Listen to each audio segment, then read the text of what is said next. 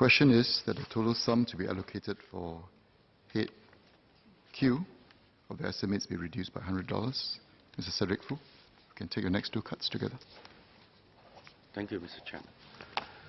Following my card on the need for businesses to adopt digital technologies, my next card is on workers and measures taken to ensure that we have sufficient talent to support a growing digital economy. Support for our business can be seen as a means to enable our citizens to have good jobs and good wages, thereby improving living standards in Singapore. At the same time, in order for businesses to thrive, they need sufficient workers with digital skills, knowledge, and the right attitudes to embrace the constantly evolving digital environment. This symbiotic relationship is the key for a successful digital economy. However, many countries, including Singapore, are facing a shortage of workers who are equipped with digital skills necessary for the digital workplace. To prepare our youth, basic digital skills and technology literacy have to be introduced at an earlier age. They must also be encouraged to challenge the status quo rather than accepting conventional norms. Always relooking at how everything is done, thinking expansively on innovative products and solutions. And more importantly, our workers have to accept that continuous learning is now a norm, and new capabilities and skill sets will have to be acquired many, many times over their career life, as the job market would be anything but static. Over the last few years, the government has put in place a range of support measures for our workers.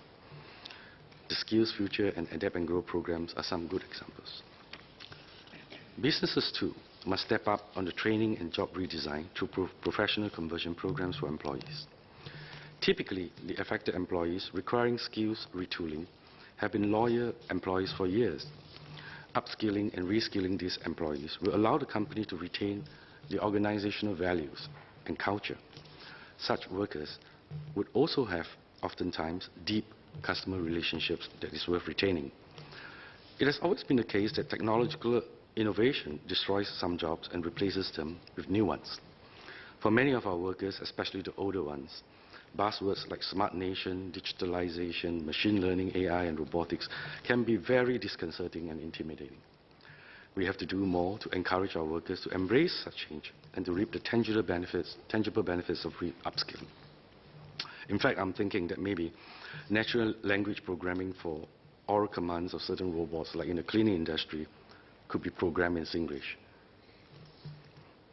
Investments in digital talent will be critical to ensuring Singapore remains competitive, and society will be better off if we invest in our people. I would like to ask the Minister to provide an update on the programs and initiatives that we are implementing over the next few years so as to ensure that we have sufficient talent to support the digital economy. Chairman, my next card is on regulations and infrastructure. According to Bain & Company, if we harness the collective digital power potential of the region, the ASEAN region, an uplift of up to US $1 trillion could be had by 2025 for all of ASEAN. If ASEAN countries can come together and grow as a single integrated regional digital economy, ASEAN citizens, of course, will reap significant benefits and would improve living standards as well. For example, a common e-payment platform would facilitate the ASEAN digital economy to ensure interoperability across state boundaries and leverage on the large ASEAN market for e-commerce. However, developing such a common e-payment system requires close coordination and also data flows across boundaries. But there is a growing number of countries that are enacting laws and barriers that make it more expensive, time-consuming, or even illegal to transfer data across boundaries.